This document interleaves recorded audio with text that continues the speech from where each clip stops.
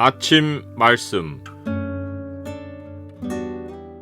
오늘 본문 말씀은 예레미야 44장 11절에서 19절입니다.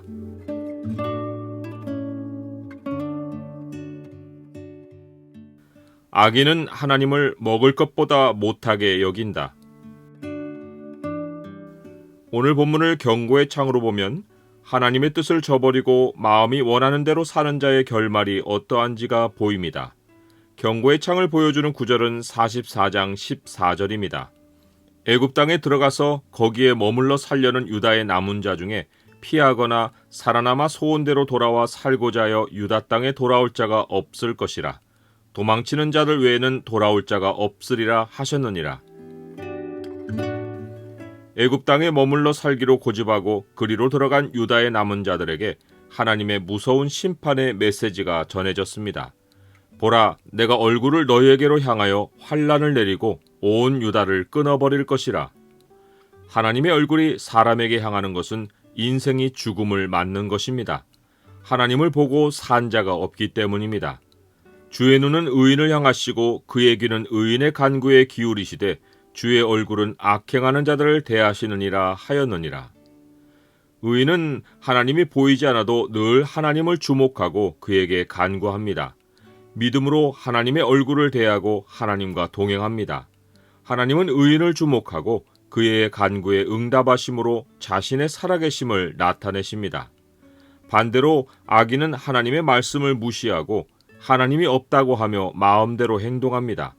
하나님이 자신의 목소리에 귀를 기울이라고 수도 없이 말씀하셔도 귀를 기울이지 않을 뿐만 아니라 사람의 사상으로 말씀을 대적하고 다른 신을 섬겨 하나님의 진노를 촉발합니다. 하나님이 재난을 보내시어 겨우 목숨만 건져 나오는 일을 겪고도 절대로 하나님께 돌아오지 않습니다. 이러한 악인에게 하나님이 하시는 마지막 말씀이 있습니다. 내 하나님 만나기를 준비하라. 악을 행한 자들이 하나님을 만나는 것은 인생 최후의 날입니다. 하나님은 자기의 존재를 거부한 자들의 영혼을 거두어 두려우신 하나님 앞에 세우고 그 얼굴을 보게 하십니다. 의인도 죽음 후에 하나님의 얼굴을 봅니다. 내 가죽이 벗김을 당한 뒤에도 내가 육체 밖에서 하나님을 보리라. 그러나 의인이 악인과 다른 것은 육체로 있을 때 살아계신 하나님을 믿음으로 주목하는 것입니다. 의인은 살아계신 하나님을 믿고 하나님과 동행하는 반면 악인은 하나님의 존재를 부인하다가 죽어서 하나님의 살아계심을 보는 것입니다. 하나님은 의인에게 하나님의 존재를 믿는 그 이상의 삶을 요구하십니다. 믿음이 없이는 하나님을 기쁘시게 하지 못하나니 하나님께 나아가는 자는 반드시 그가 계신 것과 또한 그가 자기를 찾는 자들에게 상 주시는 이심을 믿어야 할지니라. 그래서 믿음은 하나님의 존재를 인정하는 것만 아니라 땅에서 하늘의 삶을 준비하는 것입니다.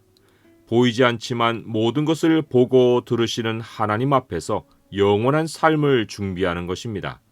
하나님은 믿음의 행위에 따라 심판하시고 그에 따른 상급을 주십니다.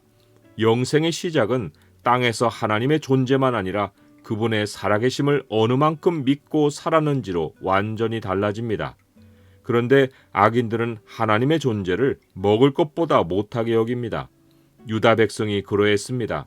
하늘의 여왕이 먹을 것을 풍부히 주고 복을 내리며 재난을 당하지 않게 해주겠다고 해서 하나님을 버렸습니다.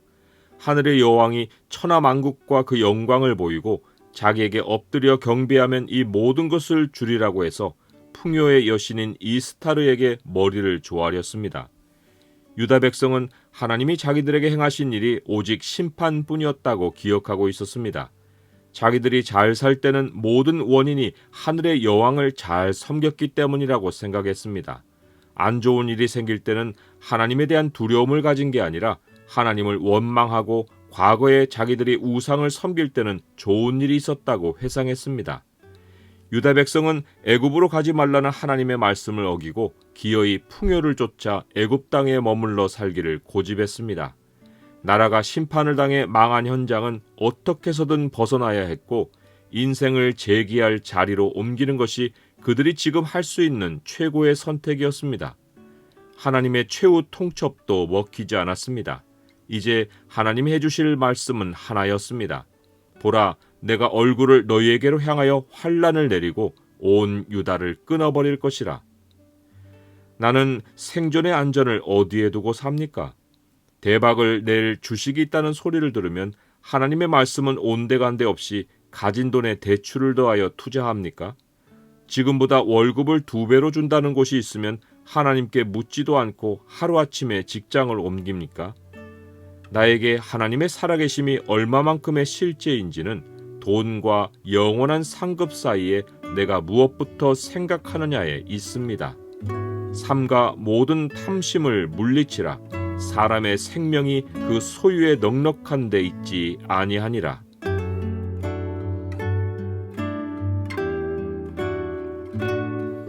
주님, 먹을 것과 입을 것이 있은즉 족한 줄 알라고 하신 주님 말씀을 따릅니다.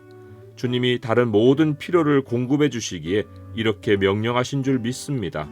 세상 풍요보다 영원한 하늘 상급을 위해 주님 말씀에 순종하며 살게 하옵소서. 예수 그리스도의 이름으로 기도드립니다. 아멘.